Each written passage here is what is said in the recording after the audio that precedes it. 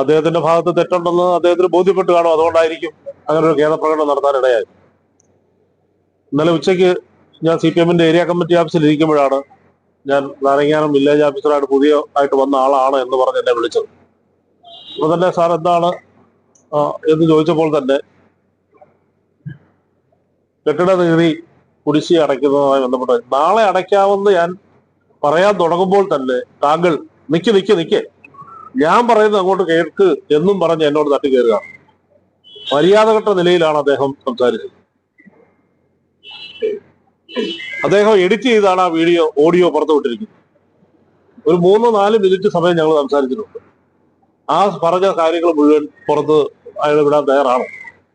ആണെങ്കിൽ കാര്യങ്ങൾ കുറെ കൂടെ വ്യക്തമാവും. നമ്മൾ ആദ്യം തന്നെ ഫസ്റ്റ് കോളിൽ ഞാൻ പറയുന്നത് എന്താണ്, ഞാൻ മറന്നുപോയി, ഞാൻ നാളെ അടയ്ക്കാമെന്ന് പറഞ്ഞു കഴിഞ്ഞാൽ അത്രേ ഉള്ളൂ. പിന്നീട് അതിന്മേലൊരു വ്യാകരണവും നമ്മളെ പ്രകോപിപ്പിക്കത്തക്ക നിലയിലുള്ള സംഭാഷണവും അത് കരുതി കൂട്ടി ചെയ്തതാണ്.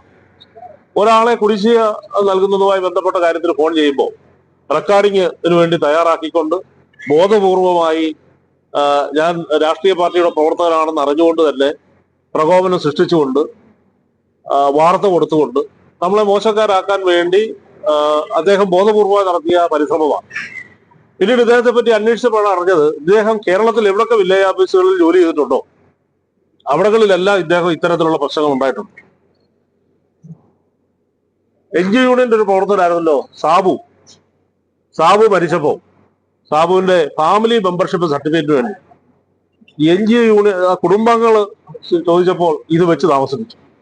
NGO യൂണിയന്റെ ജില്ലാ പ്രസിഡന്റ് G. വിനുകുമാർ ഈ വില്ലേജ് ഓഫീസറെ വിളിച്ചു. സാബുവിന്റെ ഫാമിലി മെമ്പർഷിപ്പ് സർട്ടിഫിക്കറ്റ് നൽകണമെന്ന് പറഞ്ഞപ്പോ അദ്ദേഹം പറഞ്ഞു, ഓഫീസിൽ ചില താൽക്കാലിക ജീവനക്കാരെ ഞങ്ങൾ വെച്ചിട്ടുണ്ട്, ഇങ്ങനെയൊക്കെ കാശ് വാങ്ങിച്ച് ഞങ്ങൾക്ക് ശമ്പളം കൊടുക്കാൻ കഴിയുമെന്നാണ് G. വിനുകുമാറിനോട് അദ്ദേഹം പറഞ്ഞു.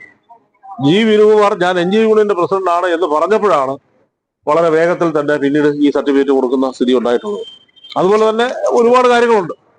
എല്ലാം ഇപ്പൊ നിങ്ങൾക്ക് മുമ്പാകെ ഞാൻ പറഞ്ഞാലും നിങ്ങളത് കൊടുക്കുകയില്ല.